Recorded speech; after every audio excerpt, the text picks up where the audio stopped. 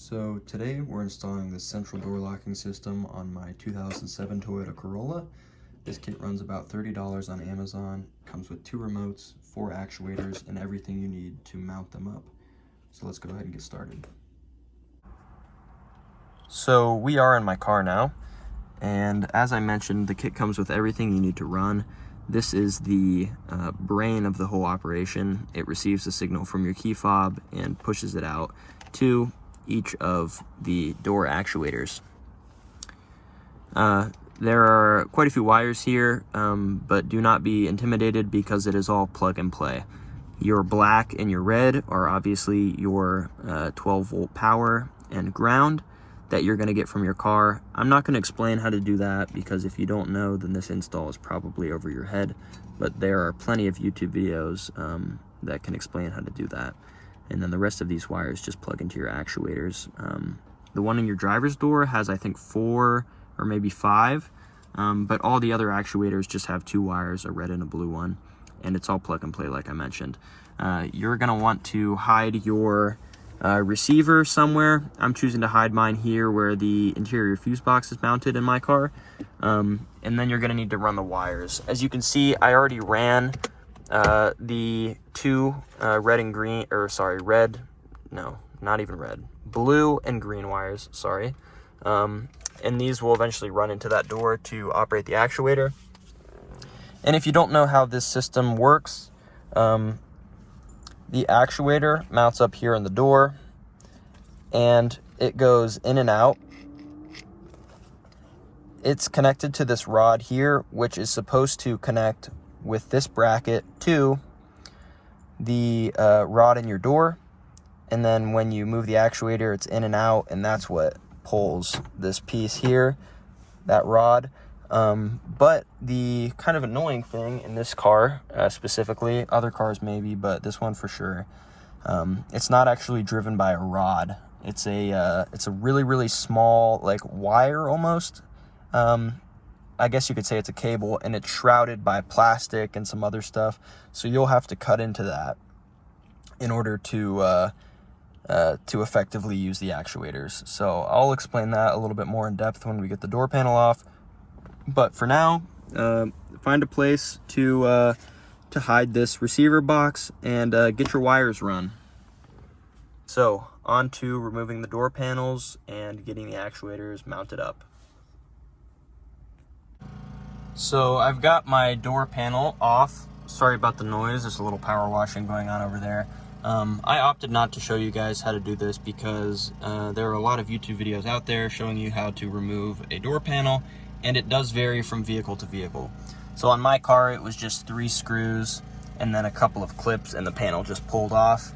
And as you can see, we are left with this cable. Like I said, most vehicles are going to have a rod here, which makes it super easy to mount up your actuator.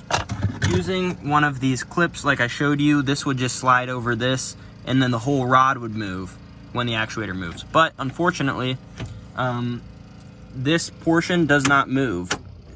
Only the small wire there moves inside. So we are going to have to cut into here in order to mount our actuator. I'm planning something like this. There's not a great place to drill into, unfortunately, so I'm just going to zip tie it to these cables, which run on the inside, and we will have to modify the pole to have a little bit of a bend in it, so that it can run right here and eventually attach here, and then it will be in and out. So I'm going to go ahead and get this wire opened up and show you what I'm talking about. So here's the first layer of cutting. I just removed this plastic shroud. Now we're going to have to cut into all these little wires here, which are protecting the internal wire. So I'm going to go ahead and do that now. Here's the next layer with all these wires cut away. I'll tape that up so it's not super sharp, but now we've got to remove this little plastic piece as well. So I'm going to go ahead and do that. So this is what we are left with after removing every single layer. And as you can see, we will be able to mount to a fixed point and lock and unlock by sliding. Now, if your vehicle has a rod as opposed to this cord style, then everything you just watched is completely irrelevant. But this should cover just about every vehicle that is on the road with non-power locks.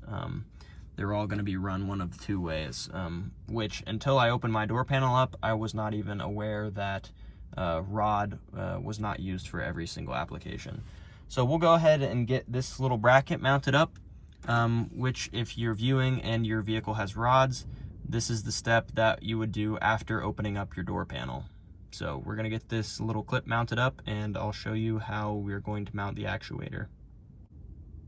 This is what we're left with after we mount up this bracket. Now, I'm actually super excited because I just discovered that I won't have to use this rod. Because the area in which I'm able to mount my actuator in this door panel is so small, there's no sense in using the rod and having it be an inch long.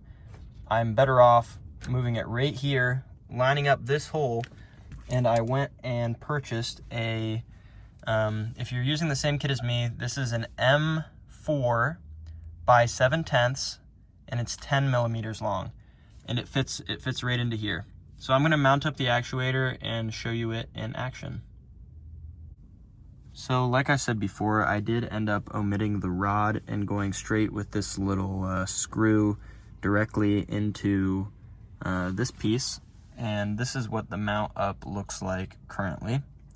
The wires are just running here, but I will run these properly, tape them up and run them through the door.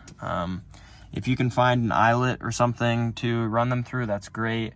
But like, for example, here on this driver's side, I just have them taped up and they're just there. Like, I'm fine with that until someone says something about it, then I might adjust them. But for now, that's fine. So I'm gonna get this door panel back on, and I will show you the power locks working when it's done.